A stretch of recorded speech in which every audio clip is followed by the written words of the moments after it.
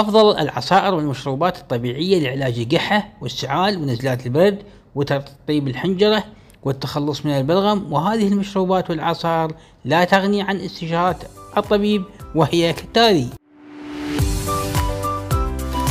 أولا شراب حليب النمور ليغنوسوس.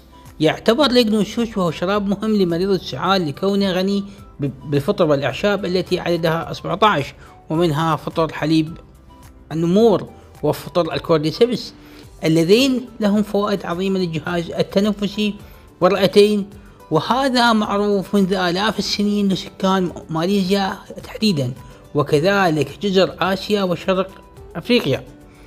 ثانيا عصير المورنجي، وهو عصير مستخلص من ثمرة النوني التي تنمو في الجزر البركانية في آسيا وجزء من أستراليا، وكانت تعرف هذه الثمرة بفوائدها العلاجية لدى السكان المحليين، لأنها تعمل على إزالة السموم من الجسم وتنقل الخلايا وتساعد على التخلص من البلغم وأي مشاكل في الرئتين، كذلك تجعلك تقلع عن التدخين بإذن الله.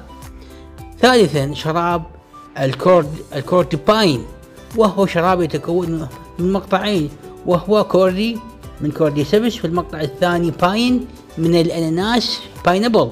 بذلك جمعنا أفضل منتجين غذائيين مهمين لتقوية الجسم وتعزيز المناعة، وهما الأناناس الطبيعي العضوي، والثاني الكورديسيبس المعروف بأهميته للجهاز التنفسي والرئتين وكذلك الكلية. للانضمام إلى شركة DXN والحصول على رقم عضوية والتمتع بهذه المشروبات العضوية تواصلوا معنا.